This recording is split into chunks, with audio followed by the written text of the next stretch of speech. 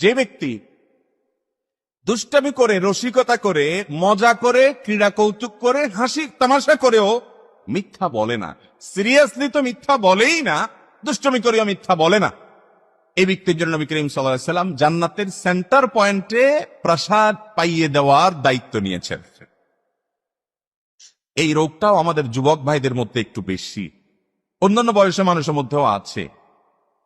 কয়েক দোস্ত একসাথে হয়েছে, মজা করে রসিকতা করেই একটা মিথ্যা কথা বলে হা হা হা করে সবাই হেসে উঠলো, এরপরে বললে মজা করলাম মজা করলাম। আছে না নাই? মুসলমান মজা করবে, কিন্তু মজা করে মিথ্যা কথা বলবে।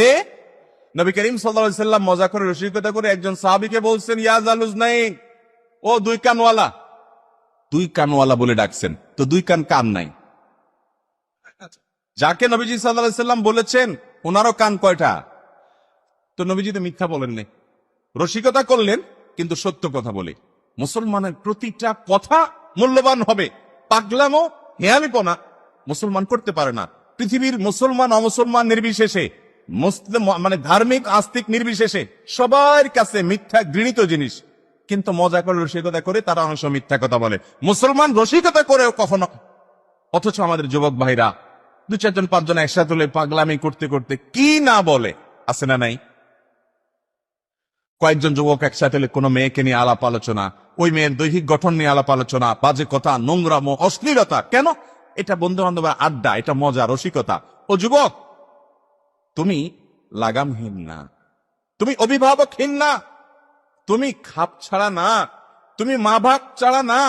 যার মা বাপ নাই, পিতৃ পরিচয় নাই, যার কোনো গোড়া নাই, যার কোনো অভিভাবক নাই, সে যা তা করে বেড়াতে রাস্তা পারে।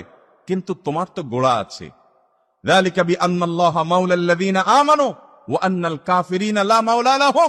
কাফেরদের কোনো অভিভাবক নাই, তোমার অভিভাবক তো আল্লাহ আছেন। অতএব তুমি প্রতিটা কাজ করার সময় ভাববে, আমার আল্লাহ রাব্বুল আলামিন এই কাজকে এইভাবে করার পারমিশন আমাকে দিয়েছেন কিনা। একজন মুসলমান বিবেকবান মানুষ এই পথে আগাতে পারে কিনা। আমরা বন্ধু বান্ধব অবশ্যই রসিকতা করব। যৌবনের যে উচ্ছলতা, সেটাতে আমাদের আনন্দ হবে, রসিকতা হবে, মজা হবে, তামাশা হবে, হতেই পারে। নবী করিম সাল্লাল্লাহু আলাইহি ওয়াসাল্লাম সেগুলোকে সমর্থন জুগিয়েছে, অবশ্যই করা যেতে পারে।